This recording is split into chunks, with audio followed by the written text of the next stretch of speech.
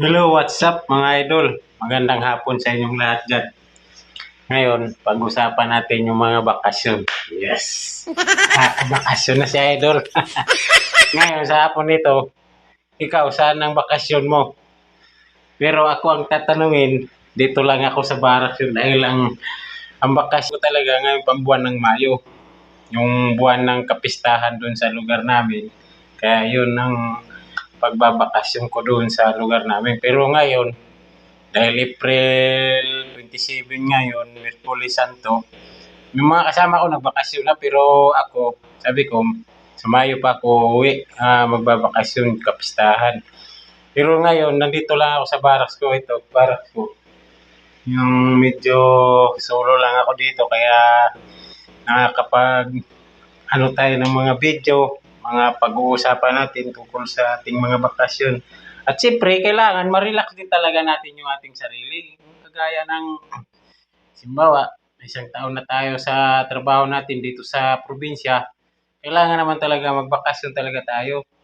Dahil gaya ng malayo ang pamilya, kailangan magbakasyon. Pero yung pamilya ko talaga, sa totoo lang, sa parting Bisaya pa sila, kaya mahirap na magbakasyon. Kaya magmula rito sa Ilocos Norte hanggang doon na sa Maynila, ay kung mag-commute ng sariling pamasahe, ay 1,000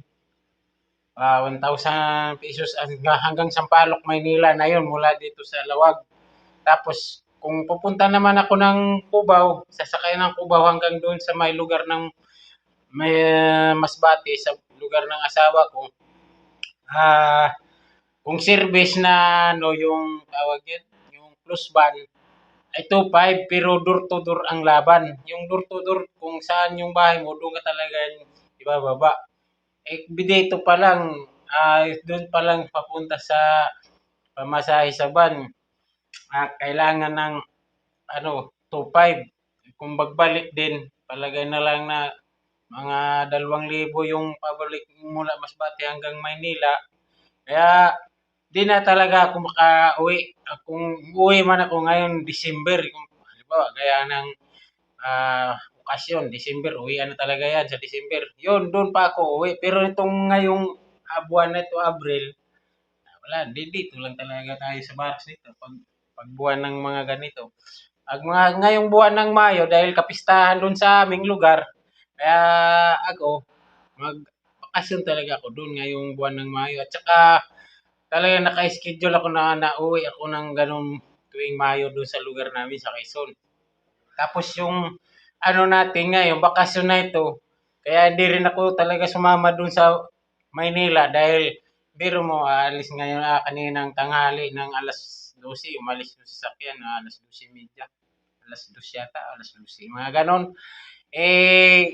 Alis din na pabalik ng probinsya dito ng araw ng Linggo. Ilang araw lang, Miyerkules, di Huwebes, andun sila ngayong Huwebes, Biyernes, Sabado. 3 araw lang halos ang pag-ano nila doon, pag pahinga doon sa barracks, tapos balik naman dito. Kaya parang nakakaano lang magbakasyon na wala, at saka wala naman pamilya ko doon sa Maynila. Nasa probinsya pa. Kaya ang layo pa ng lugar ng asawa kong, buti kung pag-uwi mo nga nandyan lang sa Maynila din, walang problema, makakauwi talaga tayo sa pamilya natin. Kagaya ng andito tayo gimobilize sa probinsya, kaya dito tayo magbakasyon na lang sa barracks. Okay naman dito. Kaya bukas, alam na, maghahanap tayo ng mga malalangoyan. Bukas, maghahanap tayo ng malalangoyan bukas, mga araw naman ng bukas ng Webes. Kaya hanap na lang tayo dito sa paligid. Alam ko marami dito sa mga lugar dito na mayroon ding maliliguan bukas ng Webes Santo. Bukas na lang tayo magala-gala mga idol para masaya ang ating summer vacation kahit hindi tayo nakauwi sa ating pamilya.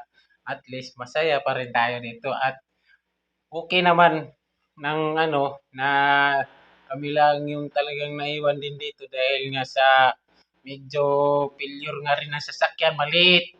Mahirap sumakay siksikan dahil 2 project, 3 project ang inano. dito nag-umpisang service dito sa lugar ko. Andito sa nagtrabaho ako tapos dumaan ng Bakara. Tapos dumaan pa ng yung taga Bilyas Project, kinuha na lang sila ng tricycle papunta rito. Isinakay dito tapos ang service dito lang naghintay tapos sila na lang ang kinuha doon dahil pag ganun pang isang project sa kabila pa sila na lang ang kinaon doon ng tricycle pinapunta dito tawag dito kurong-kurong. Kaya yun, kanina mga halos dito pa lang, halos puno ng service, doon pa sa kabila, sa kabilang project, mga pa siguro sila doon, siguro mga palagay na lang 10 ang uuwi rin doon dahil marami rin din tao. O kaya palagay na lang natin 10. Ang isa-isang upuan kasi ng service ng Flexi ay 12 piraso. Parang isang ganon, isang haba, 12. 12. Dito pa lang nagkakarga na mahigit ng 10. Doon, palagay na lang din 10, di 20. Pas nasa unahan, front seat. Kaya di na rin talaga ako sumama dahil kung sasama pa ako, wala na eh. Ang dadalhin ko lang naman, yung damit, pantrabaho, panligo-ligo doon pagdating sa probinsya, sa Quezon. Yan, pero pag nakauwi ako ngayon, halimbawa, sumabay ako kanina o sumama ako sa service kanina, malamang baka Mayo di na rin ako uuwi. Kaya mas maganda rin sumabay sana ngayon dahil libre ako sa pamasahe.